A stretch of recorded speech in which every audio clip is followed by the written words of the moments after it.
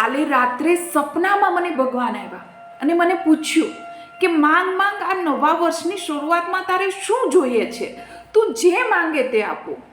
મેં કહ્યું ભગવાન, મને મારા મિત્રોની ખુશી જોઈએ છે. તો ભગવાન કહે વર્ષના 3 દિવસ જ ખુશ રાખીશ એમને, બોલ કયા 3 દિવસ રાખું. મેં કહ્યું કંઈ વાંધો નહીં ભગવાન, યસ્ટરડે, ટુડે એન્ડ ટુમોરો, આ 3 દિવસની ખુશી આપી દો.